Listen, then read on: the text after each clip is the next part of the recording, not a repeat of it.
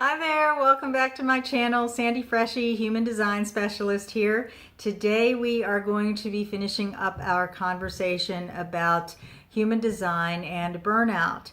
And today's video is about reflectors and burnout. So before we begin, I just want to remember to ask you, if you enjoy this video, to like it and to share it with anyone whom you think would benefit. And if you're not already part of our community, go ahead and hit the subscribe button. And if you want to get notified of updates when I upload, just hit the little bell. So, reflectors and burnout. If you haven't seen a reflector chart and you run a chart, and I have a video on how to get your own charts if you want to run charts on your friends and people you meet. If you ever run a chart and it has none of the energy centers defined, you may think that the chart program is broken, but you're probably looking at a reflector. Reflectors are very rare, and they are here to reflect back the health and the vitality and the energy of the group of people that they are among. So reflectors, you would think with all of those energy centers that are undefined, that reflectors would be a lot like projectors who are very, very susceptible to burnout. And they probably are not as susceptible because they actually have kind of a Teflon quality to their aura. So even though they're very, very open, they aren't affected as deeply as projectors. Now, I'm saying this with the caveat, and everything I'm saying is with the caveat that I don't know that many reflectors. So if you are a reflector or you know reflectors, especially reflectors who may be experiencing burnout, I welcome your comments. And I welcome your input so that I can learn and all of us can learn about the reflector energy type. So according to the textbook and according to the interactions I've had with reflectors, the two things that I see that will burn out reflectors or have the potential to burn out reflectors is when they are in the wrong group of people or in the wrong environment. And number two is when they are forced to make a rushed decision. So let's talk about the wrong group of people or the wrong environment. Like I said, reflectors are very open in their energy system. So they're taking in energy through all of those undefined centers, and they're reflecting back the health and well-being of the group of people that they're in. So just imagine if you're a reflector with all of that openness and you are among a group of people who maybe aren't healthy, maybe they don't relate well together, maybe you're in a work environment where it's dysfunctional.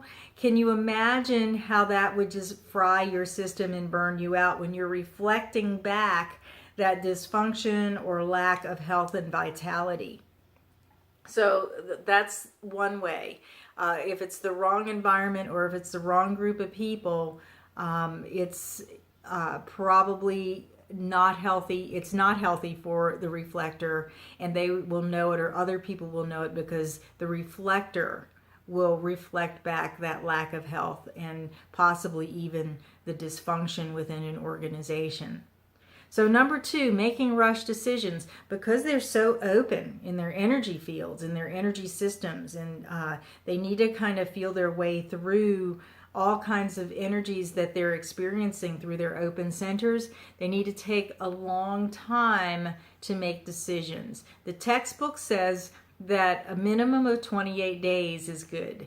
So that's kind of the decision-making authority for a reflector, to take it at least a full moon cycle to feel how the transits, the energy coming in through the transits, the astrological transits affect them in their energy centers, how they feel with that decision as they are feeling the way that their energy shifts with the transits.